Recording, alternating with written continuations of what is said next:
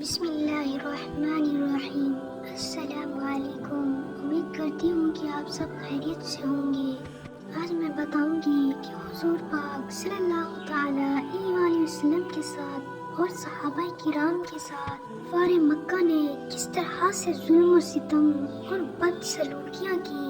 جو ہی آپ صلی اللہ علیہ وآلہ وسلم نے دعوت و تبلیغ کا آغاز کیا، قریش مکہ آپ صلی اللہ علیہ وآلہ وسلم کے چچا حضرت ابو طالب کے پاس آئے کہ وہ اپنے بھتیجے کو اس دین سے اور اس کی تبلیغ سے باز رکھے۔ آپ صلی اللہ علیہ وسلم کے چچا نے آپ کو سمجھانے کی کوشش کی تو آپ صلی اللہ علیہ وآلہ وسلم نے فرمایا، اگر یہ میرے ایک ہاتھ پر سورج اور دوسرے ہاتھ پر چاند رکھ دیں تب بھی میں اس فریضہ سے باز نہیں آؤں گا، خواہ اس راستے میں میری جان چلی جائے۔ قریش مکہ نے جب دیکھا کہ خاتم النبیین حضرت محمد مصطفیٰ صلی اللہ علیہ وسلم پر کسی قسم کا کوئی لالچ اور طمع اثر انداز نہیں تو انہوں نے ظلم و ستم کرنا شروع کر دیا۔ خاتم النبیین حضرت محمد مصطفیٰ صلی اللہ علیہ وسلم کو نعوذ باللہ جادوگر، دیوانہ شاعر، کاہن اور پاگل وغیرہ کہا جاتا، راستے میں کانٹے بچھائے جاتے، نماز پڑھتے ہوئے اوجھل ڈالی گئی، فرض کی کوئی کسر نہ رکھی۔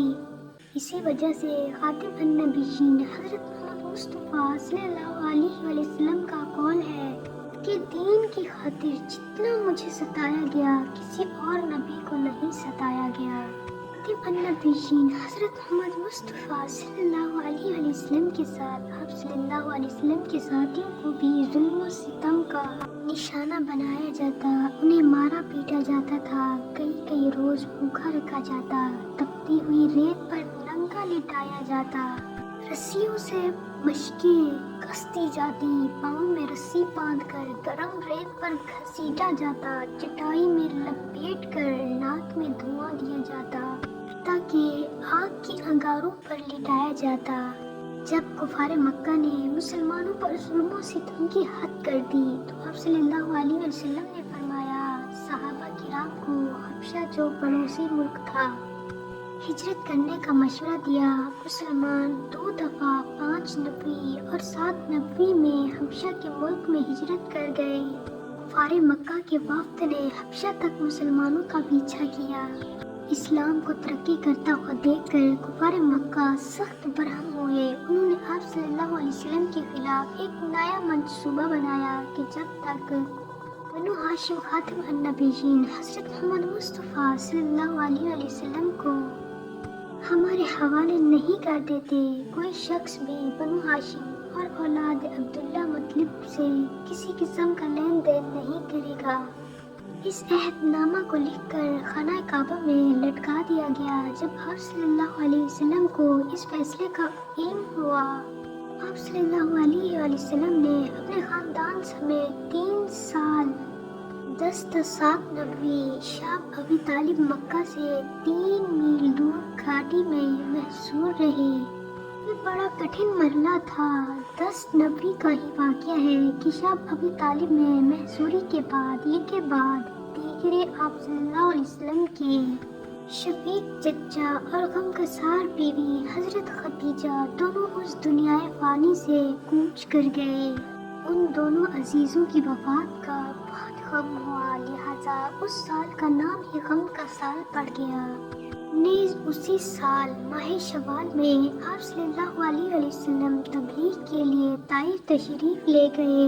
وہاں کے لوگ آپ صلی اللہ علیہ وآلہ وسلم کے ساتھ بدتمیزی اور گستاخی سے پیش آئے، اتنے پتھر مارے کہ آپ صلی اللہ علیہ وآلہ وسلم لہو لہان ہو گئے۔ آپ صلی اللہ علیہ وسلم کے ساتھ آزاد کردہ غلام زید بن حارث بھی تھے۔